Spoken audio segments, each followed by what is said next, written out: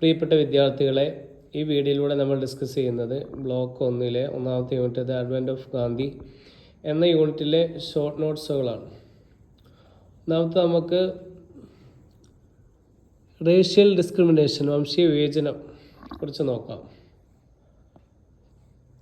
ദക്ഷിണാഫ്രിക്കയിൽ വെള്ളക്കാരിൽ നിന്ന് ഗാന്ധിജിക്ക് നിരവധി തവണ വംശീയ അഹങ്കാരവും വിവേചനവും നേരിടേണ്ടി വന്നു. ഈ കടുത്ത അപമാനങ്ങളുടെ അനുഭവങ്ങളാണ് അദ്ദേഹത്തെ മോഹൻദാസിൽ നിന്ന് മഹാത്മാവിലേക്കുള്ള മാറ്റത്തിന് വഴിയൊരുക്കിയത്. ഉദാഹരണം നോക്കാം. 1893 ഡർബനിൽ നിന്ന് പ്രിട്ടോറിയയിലേക്ക് ഒന്നാം ക്ലാസ് ടിക്കറ്റുമായി യാത്ര ചെയ്യുമ്പോൾ ഒരു വെള്ളക്കാരനായ സഹയാത്രികൻ അദ്ദേഹത്തോട് കമ്പാർട്ട്മെൻറ്റിൽ നിന്ന് പുറത്തു പോകാൻ ആവശ്യപ്പെട്ടു. പ്രതിഷേധിച്ച ഗാന്ധിജിയെ പീറ്റർ മാരിറ്റ്സ്ബർഗ് സ്റ്റേഷനിൽ വെച്ച് ട്രെയിനിൽ നിന്ന് തള്ളിയിടുകയും കൊടും തണുപ്പുള്ള ആ രാത്രി ഒരു ഓവർകോട്ട് പോലുമില്ലാതെ വെയിറ്റിംഗ് റൂമിൽ ചിലവഴിക്കാൻ മഹാത്മാഗാന്ധി നിർബന്ധിതനാവുകയും ചെയ്തു. അടുത്തതായിട്ടുള്ളത് പാസീവ് റെസിസ്റ്റൻസ് ആണ്. സിവിൽ ഡിസബോഡിയൻസ്, സമാധാനപരമായ നിയമലംഘനം.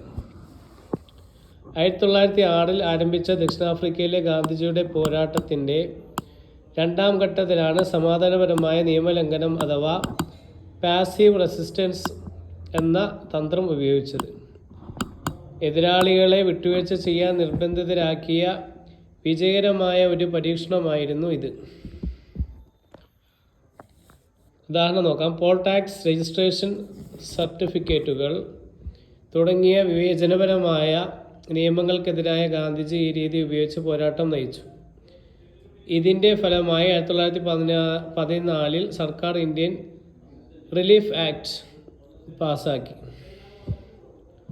അടുത്തത് തിൻകാതിയ സിസ്റ്റമാണ് ആൻഡ് ചമ്പാരൻ സത്യാഗ്രഹ. തീൻകത്തിയ സമ്പ്രദായവും ചമ്പാരൻ സത്യാഗ്രഹവും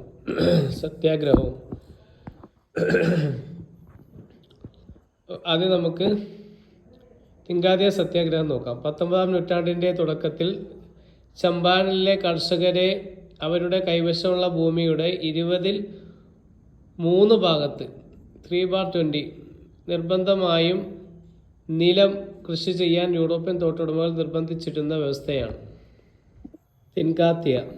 ഇതിനെതിരെ 1917 ഗാന്ധിജി നടത്തിയ ഇടപെടലാണ് ഇന്ത്യൻ രാഷ്ട്രീയത്തിലെ അദ്ദേഹത്തിൻ്റെ ആദ്യത്തെ വിജയകരമായ സത്യാഗ്രഹ പരീക്ഷണം.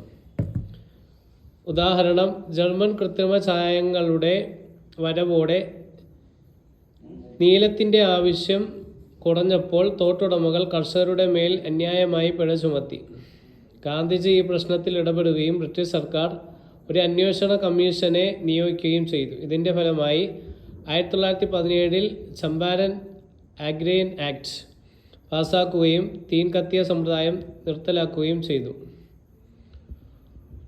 അടുത്തത് അഹമ്മദാബാദ് സത്യാഗ്രഹ, അഹമ്മദാബാദ് മിൽ സമരം. ഒന്നാം ലോക മഹായുദ്ധകാലത്ത് വർദ്ധിച്ചു വന്ന ജീവിത ചെലവ് നേരിടാൻ അഹമ്മദാബാദിലെ തുണിമിൽ തൊഴിലാളികൾ ശമ്പള വർധന ആവശ്യപ്പെട്ട് 1918 നടത്തിയ സമരമാണിത്. 1917 നൽകിയിരുന്ന 75% പ്ലേഗ് ബോണസ് പിൻവലിക്കാൻ മിൽ ഉടമകൾ തീരുമാനിച്ചതാണ് പ്രശ്നങ്ങൾക്ക് തുടക്കമിട്ടത്. ഗാന്ധിജി തൊഴിലാളികളോട്